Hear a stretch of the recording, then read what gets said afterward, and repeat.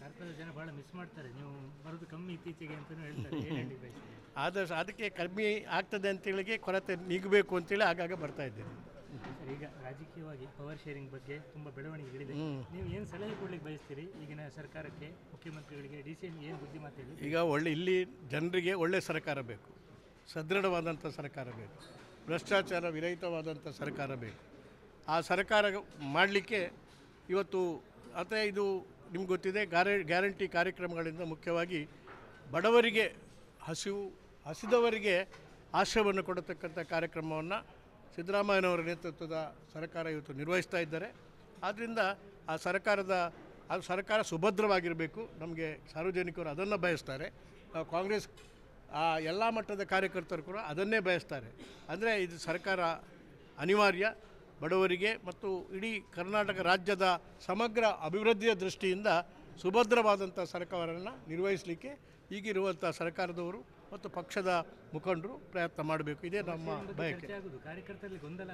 ಅದು power sharing ಬಗ್ಗೆ ಅದು ಸಾರ್ವಜನಿಕ ಚರ್ಚೆಯ ವಸ್ತು ಆಗಬಾರ್ದು. ನಾನು ಅವರಿಗೆ ಅಡ್ವೈಸ್ ಕೊಡಬೇಕಾದ್ರೆ ಅದು ಅಂಥ ಅನಿವಾರ್ಯತೆ ಇದ್ದರೆ, ಅವಶ್ಯಕವಿದ್ದರೆ ಅದನ್ನು ಹೈಕಮಾಂಡ್ ಮತ್ತು ನಮ್ಮ ಕಾಂಗ್ರೆಸ್ ಶಾಸಕರು ಅದನ್ನು ತೀರ್ಮಾನ ಮಾಡಬೇಕೇ ಹೊರತು ಸಾರ್ವಜನಿಕವಾಗಿ ಮಾತನಾಡೋದ್ರಿಂದ ಜನಗಳಲ್ಲಿ ಒಂದು ರೀತಿಯ ಅಭದ್ರತೆ ಬರ್ತದೆ. ಅದರಿಂದ ಸರ್ಕಾರದ ಸುಭದ್ರತೆಯೂ ಕೂಡ ತೊಂದರೆ ಬರ್ತದೆ. ಈಗ ಉಪಮುಖ್ಯಮಂತ್ರಿಗಳು ಡೆಲ್ಲಿಗೆ ಹೋಗುವಂಥದ್ದು ಬರುವಂಥದ್ದು, ಸಿದ್ದರಾಮಯ್ಯನವರು ಡಿ ಕೆ ಶಿ ಅವರು ಸರಿಯಾಗಿ ಮುಖರಡಿ ಮಾತಾಡದಿರುವಂಥದ್ದು ಕಾರಣ ಏನಿರ್ಬೋದು? ಅದು ಒಂದು ರೀತಿಯ ಏನದು ಹೋಲಿಕೆ ಆಗೋದಿಲ್ಲ, ಯಾಕಂದರೆ ಗೊಂದಲ ಇರ್ಬೋದು, ಸಿಟ್ಟಿರ್ಬೋದು, ಈ ಥರ ಏನು ಸರ್ ಏನಾದರೂ ಬುದ್ಧಿಮಾತು? ಏನು ಸಿಟ್ಟಿದ್ದರೂ ಕೂಡ ಆಡಳಿತ ಕ್ಯಾಬಿನೆಟ್ ಸರಾಗವಾಗಿ ನಿರಾತಂಕವಾಗಿ ನಡೀತಾ ಇದೆ.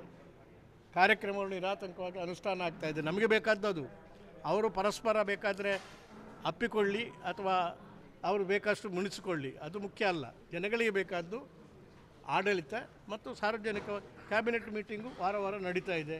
ಒಂದು ವೇಳೆ ಬಿಕ್ಕಟ್ಟಿದ್ದರೆ ಕ್ಯಾಬಿನೆಟ್ ಮೀಟಿಂಗ್ ಹೇಗೆ ನಡೀತದೆ? ಭಾಳ ಸುಸೂತ್ರವಾಗಿ ಕ್ಯಾಬಿನೆಟ್ ಮೀಟಿಂಗ್ ನಡೆಯುವುದೇ ಇದರ ಸುಭದ್ರತೆಗೆ ಸಾಕ್ಷಿ. ಪವರ್ಸ್ ಮಂತ್ರಿಗಳಾಗಬೇಕು ಅಂತೇಳಿ ಹಂಬಲಿಸುವವರು ಇರ್ತಾರೆ, ಮುಖ್ಯಮಂತ್ರಿಗಳಾಗಿ ಹಂಬಲಿಸುವಂಥದ್ದು ಅದು ಹಂಬಲಿಕೆ ತಪ್ಪಲ್ಲ. ಆದರೆ ಅದು ಸಾರ್ವಜನಿಕ ಚರ್ಚೆಯ ವಸ್ತು ಆಗಬಾರ್ದು. ಇವತ್ತು ದಲಿತ ಸಿ ಎಂ ಆಗಬೇಕು ಅನ್ನೋ ಅಭಿಪ್ರಾಯ ಭಾಳ ಬೇಗ ಪಡ್ಕೊಂಡಿದೆ. ಇವತ್ತು ನೋಡಲಿಕ್ಕೆ ಮಹದೇವಪ್ಪನವರು ಏನು ಅನ್ನಿಸ್ತದೆ ಸರ್ ತಮಗೆ? ಇದು ಆ ಚರ್ಚೆ ಸಾರ್ವಜನಿಕವಾಗಿ ಬರಬಾರ್ದು ಅಂತ ಹೇಳುವಂಥದ್ದು. ನಾನು ಆ್ಯಸ್ ಎನ್ ಎಲ್ಡರ್ಲಿ ಪರ್ಸನ್, ಸ್ವಲ್ಪ ಹಿರಿಯರಾಗಿ ನಾನು ಹೇಳ್ತೇನೆ. 30 ಮಂದಿ ಶಾಸಕರು ನಾವು ಸಚಿವರಾಗಬೇಕು ಅಂತ ಇವತ್ತು ಆಸೆ ವ್ಯಕ್ತಪಡಿಸಿದ್ದಾರೆ, ಅವರಿಗೆ ಹೇಳಿದ್ದಾರೆ. ಅವ್ರಿಗೆ ಏನು ಹೇಳ್ತೀರಿ? ಅದು ಒಂದು ಕೆಲವರು ಮಾತ್ರ ಕ್ಯಾಬಿನೆಟ್ ಇರಲಿಕ್ಕೆ ಸಾಧ್ಯ ಇದೆ, ಒಬ್ಬರು ಮಾತ್ರ ಮುಖ್ಯಮಂತ್ರಿ ಆಗಲಿಕ್ಕೆ ಸಾಧ್ಯ ಇದೆ. ಆದ್ದರಿಂದ ಇದು ಚರ್ಚೆಯ ಸಾರ್ವಜನಿಕ ವಸ್ತು ಆಗಬಾರ್ದು, ಅದನ್ನು ನಿಲ್ಲಿಸಬೇಕು. Thank you sir. ಕಾರ್ಕಳ ಅಂತ ಹೇಳಿದಾಗ ಪರಶುರಾಮ ಮೂರ್ತಿ ವಿವಾದ ಬರ್ತದೆ, ಅದು ಹೇಗೂ ಕೋರ್ಟ್ಗಳಲ್ಲಿದೆಯಲ್ಲ, ಅದರ ಬಗ್ಗೆ ಆ ವಾದ ವಿವಾದವನ್ನು ಇಲ್ಲಿ ಸಾರ್ವಜನಿಕವಾಗಿ ಚರ್ಚೆ ಮಾಡಲಿಕ್ಕೆ ನಾನು ಅಪೇಕ್ಷೆ ಮಾಡ್ತೀನಿ.